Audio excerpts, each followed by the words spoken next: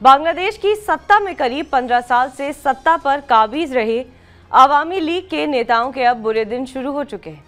इसी साल 23 जून को पार्टी ने अपना 75वां स्थापना दिवस मनाया था, लेकिन बांग्लादेश के इतिहास की सबसे पुरानी राजनीतिक पार्टी का ऐसा हश्र तब किसी ने सोचा भी नहीं होगा।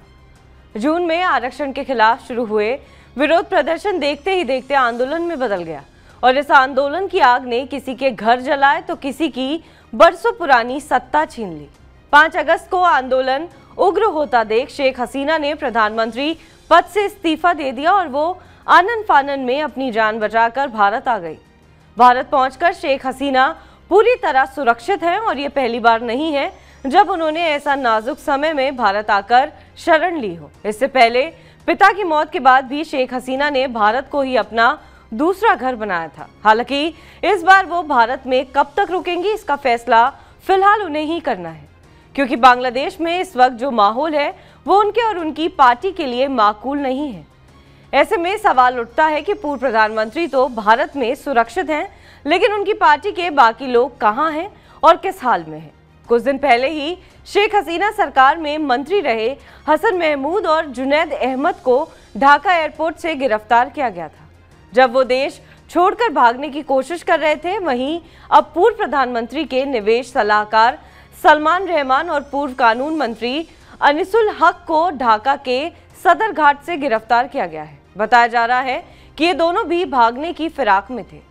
हैरानी की बात यह है कि दोनों पूर्व मंत्रियों को गिरफ्तारी के बाद अपराधियों की तरह रस्सियों में बांधकर नाव में बैठा दिया गया। इसी बीच बांग्लादेश सेना के प्रमुख का बड़ा बयान सामने आया है। आर्मी चीफ जनरल वकार उज्जमान ने बताया है कि हसीना सरकार के कई प्रभावशाली लोगों को सेना ने शरण दे रखी है। उन्होंने बताया है कि इन लोगों की जान पर खतरा होने की आशंका के चलते इन्हें पनाह दी गई है, लेकिन अगर इनमें से किसी के भी खिलाफ कोई आरोप है या कोई मामला दर्ज है तो एक्शन भी लिया जाएगा। दरअसल बांग्लादेश में शेख हसीना की सत्ता जाने के साथ साथ उनकी पार्टी के नेताओं पर हमले भी बढ़े हैं। मीडिया रिपोर्ट्स के मुताबिक बांग्लादेश में तख्ता पलट के बाद से जारी हमलों में अवामी लीग के 20 नेताओं के शव बरामद किए गए हैं। आक्रोशित लोग उनके घरों और परिवार को निशाना बना रहे हैं। वहीं एक के बाद एक अब इन नेताओं के खिलाफ केस भी दर्ज होने लगे हैं। शेख हसीना और अवामी लीग के कुछ नेताओं समेत 7 लोगों पर एक दुकानदार की हत्या के केस में कोर्ट ने जांच के आदेश दिए हैं। वहीं सदरघाट से गिरफ्तार सलमान रहमान और अनिसुल हक के खिलाफ भी दोहरे हत्याकांड का मामला दर्ज होने की खबर है। ऐसे में कहा जा सकता है कि अवामी लीग के नेताओं के लिए आने वाला समय और भी मुश्किलों से भरा हो सकता है। एक और शेख हसीना सरकार में जिन विपक्षी नेताओं पर केस दर्ज हुए या जिन्हें जेल में डाला गया उनकी रिहाई हो रही है।